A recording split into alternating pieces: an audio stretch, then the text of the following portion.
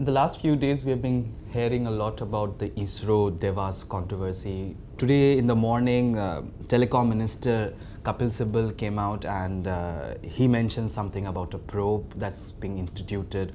Also, the cabinet wasn't aware about the details. I have with me the President and CEO of Devas Multimedia, Mr. Ramachandran Viswanathan, and we'll try to understand from him what the real issue is, what is his side of the story, and how did this whole thing begin. Mr. Viswanathan, before going into the whole controversy bit, just explain us in simple terms for a layman to understand what is this technology about. The technology that Devas has developed and the service that we're planning to offer is an advanced satellite service. Okay. And just like DTH brought video channels to the home and really revolutionized the way TV is watched in the home, we are bringing data and multimedia services but into mobile terminals so that you can take it with you wherever you go. Okay. And this would be a companion device, not a cell phone where you don't get voice, but you get internet, you get ability to get streaming video, streaming audio, and other services. So is it like an instrument that we're going to carry along and you get the internet all the time? That's correct. And it can also be in various forms, for instance in the form of a modem that you could attach to a laptop. Okay. It could also be in the form of a receiver that you put in a car where you can get live streaming video channels, for instance, on TV and so on and so forth. So where does ISRO come into the picture?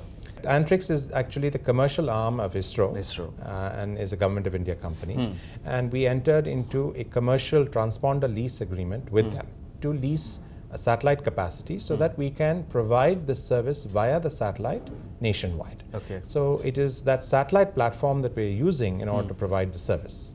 And that is, of course, because of the innovation, a brand new platform that they are in the process of building and launching, on which we are taking a portion of the capacity. Okay. So how does the country benefit, through this technology that you were planning to implement? The benefits are really twofold. On the consumer side, it is an innovative new service. For instance, for a consumer, if you take the Devas terminal and the Devas service, you would now be able to watch, for instance, streaming audio and video in your vehicle. Okay. When you're moving around, you'll be able to watch TV, you'll be able to watch radio, and be able to get those in a live format in your car throughout the country. That's just one example. Okay. Take another, which is internet services. You may be, for instance, traveling throughout India and you want the ability to access the internet, including in some remote parts of the country where there is no other connectivity. Okay. This will provide you the ability to access the internet all through the satellite.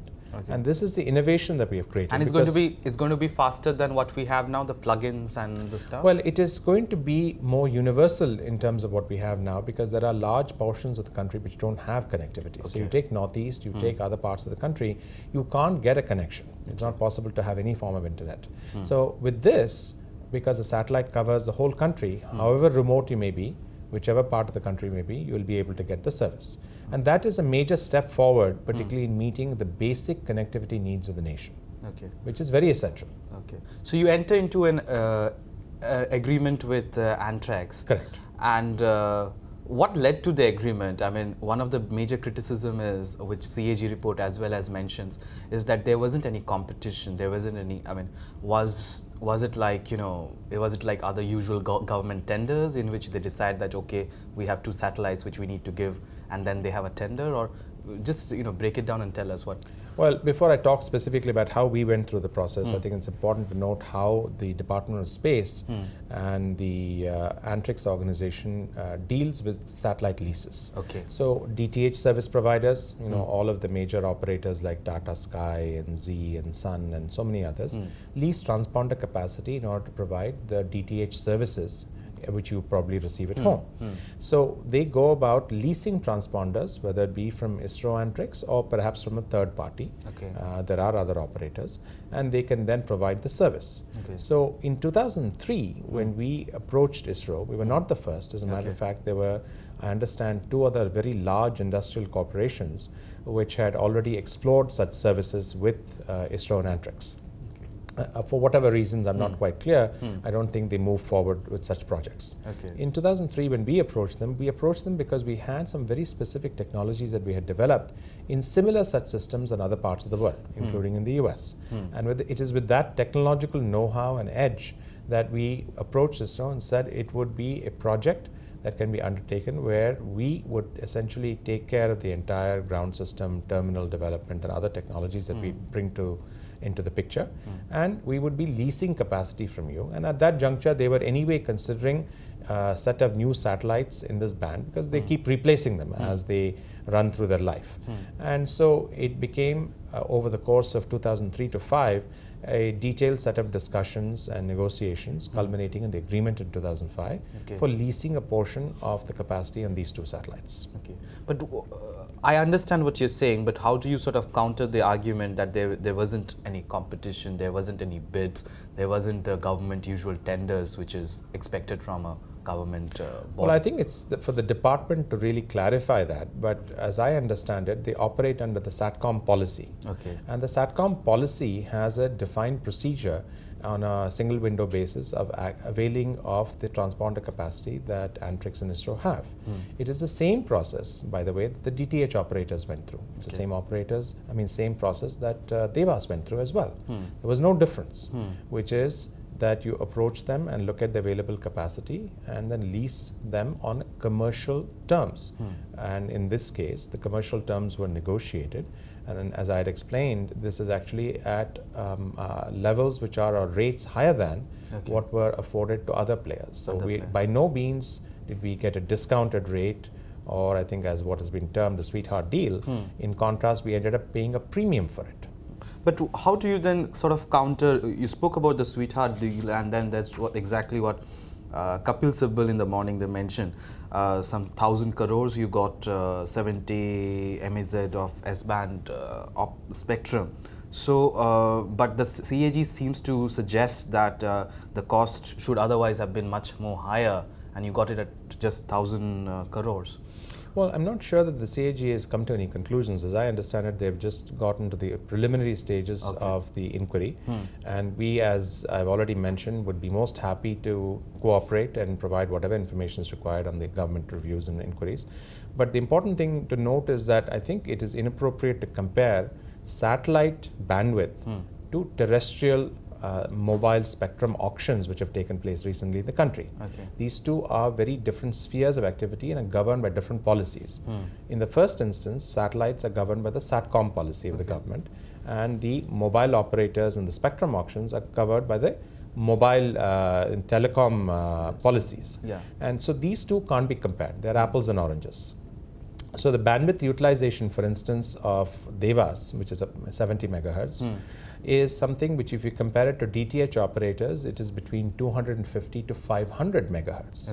So it is a very significant order of magnitude higher than what we are leasing from ISRO and Antrix. So the comparison trying to between Devas and a mobile operator would be highly inappropriate, because we are not a mobile operator, we're not providing that service. So trying to make that comparison does not make any meaningful sense. Let's come back to when you signed the deal. You said that there were two other sort of competitors who had approached them. That's what I was given to understand. I mean, I obviously don't have any visibility to that. I can only speak to what Devas specifically dealt with ISRO and Antrix on, but that's what I was given to understand. But there wasn't any sort of tender or anything like that? There's never been a tender even for instance, DTH services. You take a look at the capacity that is being leased by the major DTH operators. There's never been a tender for that. Tell me, who were you dealing with in ISRO? I mean, at that point, I mean, of course, I read your press release, which mentions a few name representatives, but who were you dealing with? Because now the ISRO chief comes forward and says that the cabinet wasn't aware of the details, and even the telecom minister says that they just sort of gave an approval for 2 satellites, but they were not aware of the details of the deal. So, who in ISRO do you think sort of, I mean, as it seems to be, somebody misled the cabinet or the government? Who were you engaged? I think it's actually not a question of misleading at all. I'm not sure that anyone has misled the cabinet or the government at large. Just to be clear on the process, the construction of satellites and the associated budgetary approvals goes through customary Space Commission approval as well as cabinet approval. That is the case for all satellites that ISRO builds. There's no exception to these two.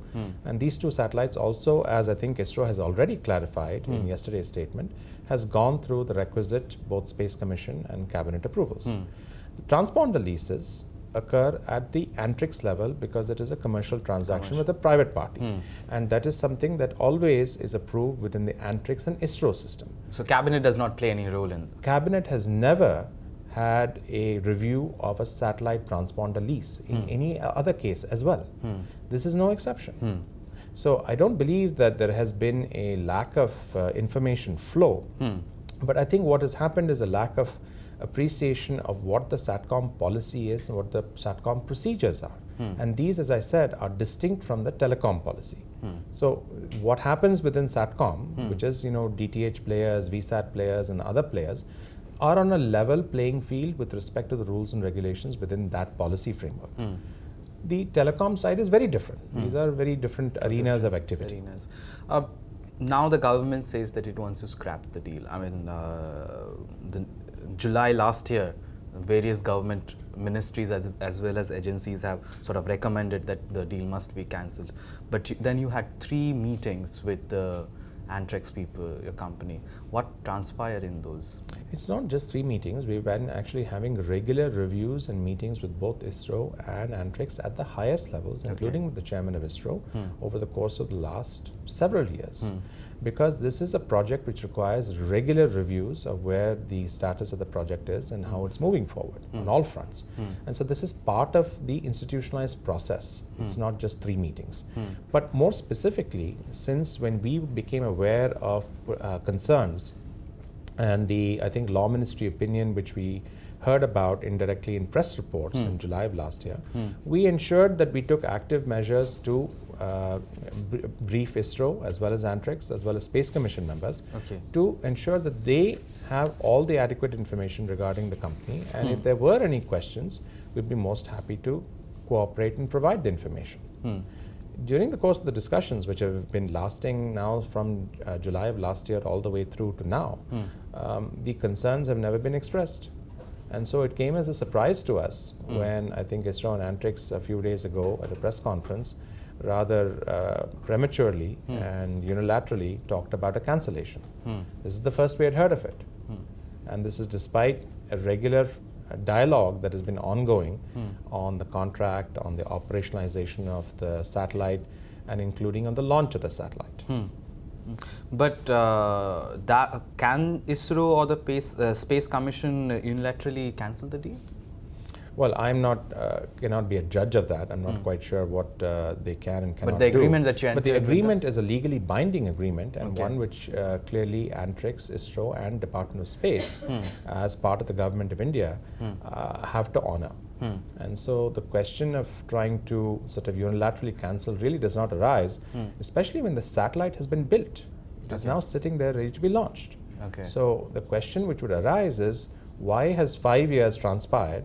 Why has a satellite been built? And now at this late 11th hour, the concept of cancellation is being entertained.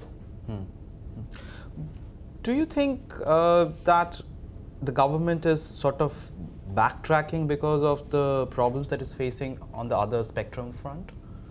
No, clearly the last 6+ months, there has been significant turmoil, and there's no doubt that the turmoil has had a much broader ramification, and we, though, have no connection to this particular turmoil. Nonetheless, I think because of the nature of capacity utilization and spectrum, it undoubtedly got muddied waters into which there were questions which arose, and unfortunately there was no proactive mechanism to address them. The reviews that the Honorable Prime Minister has now convened yesterday with the high-level committee, and the CAG review, which is, I understand, ongoing, are most welcome. We actually very much appreciate a very public process in which these questions can be addressed, and we would be very happy to cooperate with it.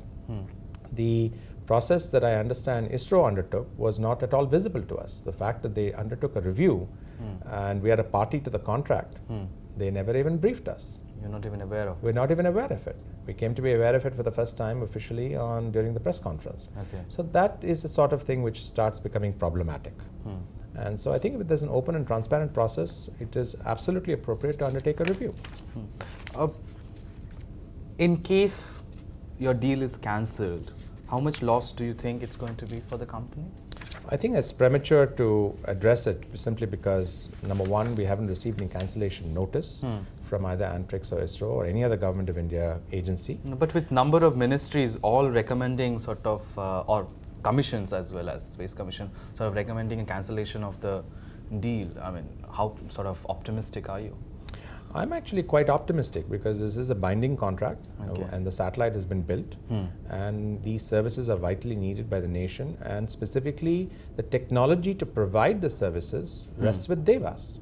It would not be possible to provide these services in any other fashion. So if ISRO were to try to provide it on its own, I would really wonder how they would manage to do that, because they don't have the technology for the terminals, they don't have the technology for the rest of the system.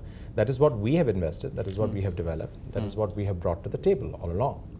One last question, this is running in a lot of people's mind, is that why should a Government of India agency sort of financed by S-Checker money be sort of sponsoring or sort of helping a private deal? Where does the Aam Aadmi benefit? Well, there are two aspects to it. The first is that the satellite is a Government of India asset. The services, however, are being provided to Aam Aadmi, the consumer, and they are the beneficiaries of the services that are provided. But isn't it a commercial sort of? So by the same token is DTH, and I'm not sure whether you're aware, but the DTH services are provided from ISRO satellites. Commercial DTH services by Tata Sky, by Sun, by others are all provided from ISRO satellites. But the argument would be then sort of competing players in the market. There is enough capacity for other players. So if somebody else wishes to come in and take it up, that's great. ISRO has plenty of capacity available for entertaining other players, even including in such an innovative service. That is certainly possible. As a matter of fact, ISRO has over 150 megahertz of capacity in this specific band, let alone additional capacity in other bands, and of which Devas is utilizing only 70. There is more than 80 megahertz of capacity available for entertaining other applications. I read somewhere, are you actually covering, using the whole of 70, or is it 35? It is actually, we are leasing 90% of the 70, so only 63 megahertz of it we are leasing. The rest of it is actually with ISRO, inclusive of the remaining 80 as well, the balance of it that is there. So there is plenty of capacity available, and there is, I believe, a relative underutilization of that capacity, and that is certainly available to any other party which wants to come forward and has the requisite technology, the investment appetite, and all the other things that we have done. After all, we have invested very significantly capital resources. Speaking about investment, over the course of the last 5 years. Yeah. Speaking about investment, I'm sorry, I'm like extending the questions, but we've seen two or three major foreign players investing into your company, and there were talks about the foreign minister of Germany having spoken with with the Prime Minister, I believe, on the same issue. Well, I don't have any direct knowledge of that, but clearly, the fact that we have foreign investors, which by the way came in with due FIPB approvals. Yes. Those investors obviously have had grave concerns with respect to what has been discussed now, and potential cancellation and other matters which are now in a process of dialogue. And clearly they have also ensured that their points of view have been heard, and they may have clearly done so through various channels. And again, the last question, it's been sort of pointed out that some of your top officials have a ISRO background. Correct. And that might be sort of being misused for benefiting your company. How do you counter that? Well, unfortunately, I think that has been highly misrepresented. We do have ISRO officials, ex-ISRO officials on the company management team, including specifically our chairman, Dr. M.G. Chandrasekhar, who was the former scientific secretary of ISRO. It also must be noted that he left ISRO more than 7 years prior to the deal. Okay. Oh, through the deal. Prior to the deal. Okay. He had been in the private sector with several other companies, and it is after I had negotiated and concluded the contract, a year and a half subsequently, that he actually joined Devas. Now, the reason for that is very straightforward, which is in India, if you want to recruit senior satellite background talent, in terms of senior executives who have the appropriate skills and experience, there isn't any other agency which frankly has that kind of experience. So as a private company operating in India and wanting to have a top-notch team, you would clearly seek talent where it's available, and that would be people who are formally affiliated with ISRO. But just to be clear, all of the government India rules with regards to cooling off period, etc., were more than adequately met, because it was more than 7 years since he had left the institution. And by the way, he joined us only after the deal was concluded. Thanks a lot, Mr. Shah. Thank you very much.